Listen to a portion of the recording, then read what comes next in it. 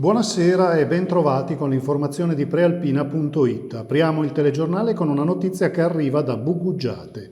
Urla, insulti e percosse contro i bambini che avrebbero dovuto accudire. Sono queste le accuse mosse alla titolare di un asilo nido privato del paese e a una sua collaboratrice. L'indagine è stata condotta dai carabinieri di Azzate con il coordinamento della Procura di Varese e si è conclusa con i provvedimenti del giudice delle indagini preliminari e del Tribunale. Nei confronti delle due donne è stata disposta la misura cautelare dell'obbligo di dimora in un comune diverso da quello in cui si trova la struttura educativa, dunque non a Buguggiate, per evitare la reiterazione del reato.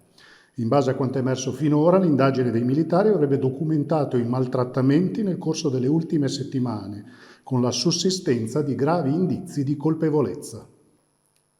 Da oggi non è più obbligatorio l'uso della mascherina in chiesa. Lo ha annunciato la Diocesi di Milano. Con un decreto firmato dal vicario generale Monsignor Franco Agnesi vengono recepite infatti le indicazioni fornite ieri dalla Conferenza Episcopale Italiana sulle misure di prevenzione della pandemia nelle chiese e nelle attività parrocchiali. Per le funzioni religiose viene solo raccomandato di indossare la mascherina. Non c'è quindi più l'obbligo e sono reintrodotte la possibilità di riempire nuovamente le acquasantiere e la possibilità di effettuare le unzioni previste dai rituali per i sacramenti del battesimo e della cresima. Resta invece invariata la regola per la distribuzione della comunione, che prevedono per i sacerdoti l'obbligo di mascherina e di igienizzazione delle mani. Permane anche l'indicazione di evitare le strette di mano al momento dello scambio della pace. Doppio lutto in provincia di Varese. È mancato 87 anni Clemente Ballerio, uno dei fondatori della società informatica Elmec di Brunello. E un male incurabile ha portato via anche l'assessore di Cardano al Campo Vito Rosiello, morto stamattina in ospedale a 72 anni. Vediamo il servizio del collega Marco Croci. Varese e Cardano al Campo unite nel lutto. Nella stessa giornata di oggi sono scomparsi infatti l'imprenditore varesino Clemente Ballerio e l'assessore di Cardano Vito Rosiello. Il primo, classe 1934, all'inizio degli anni 70 fondò la Elmec, una delle aziende più floride del territorio. Nel 2016, insieme al socio Cesare Corti, fu insignito della Girometta d'Oro, la massima onorificenza cittadina assegnata dalla famiglia Bosina. Lascia la moglie Marisa e 4 figli, tra cui Rinaldo, ex consigliere comunale a Varese. E dopo una lunga malattia si è spento oggi in ospedale l'assessore di Cardano al Campo, Vito Rosiello, che deteneva le deleghe a lavori pubblici, urbanistica ed edilizia privata. Classe 1950, era originario di Agropoli. I funerali saranno celebrati sabato alle 10:30 nella chiesa parrocchiale di Sant'Anastasio in piazza Mazzini. Andiamo ora a Varese, presentati i lavori per l'ammodernamento del depuratore del Pravaccio in via Friuli. Ne parla Paolo Mazzucchelli, presidente di Alfa, in questo servizio a cura dell'agenzia Blitz. Oggi qui nell'impianto di Varese Pravaccio stiamo presentando quello che è la fase 2 degli interventi per il revamping completo di questo impianto.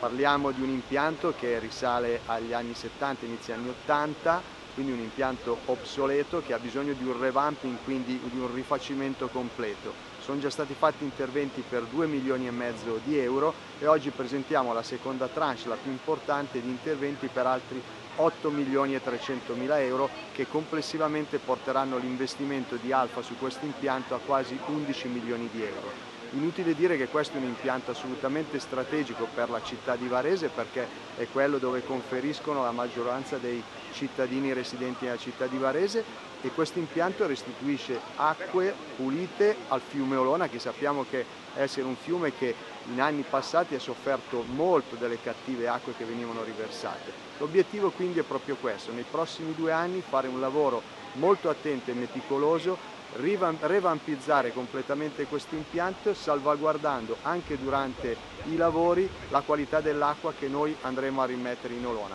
È chiaro che alla fine dei lavori potremmo dire finalmente che anche la città di Varese avrà un impianto di depurazione all'interno di quelli che sono ormai nuovi standard europei che giustamente impongono alle aziende idriche di avere degli impianti molto efficienti e performanti per restituire all'ambiente acqua veramente pulita.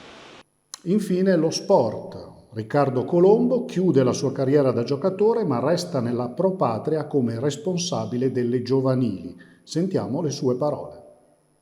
Ciao a tutti, ebbene sì, è arrivato anche il mio momento. Ho deciso di smettere, di appendere le scarpine al chiodo. È stata una scelta difficile perché mi sarebbe piaciuto continuare a giocare per 10 anni ancora, però penso sia la scelta giusta in questo momento per me e anche per la Pro Patria. Non è facile perché comunque ho fatto solo questo, è stato un percorso bello, lungo, che mi ha portato dalle giovanili qua della Pro Patria ad arrivare a giocare in Serie A, quindi penso che mi sono trovato grandissime soddisfazioni. Qua per me è sempre stata una seconda casa, perché una seconda famiglia, perché comunque mi sono sempre sentito trattato così dalle persone che compongono la Pro Patria. Questa era l'ultima notizia, l'informazione di prealpina.it torna domani alle 13. Buona serata!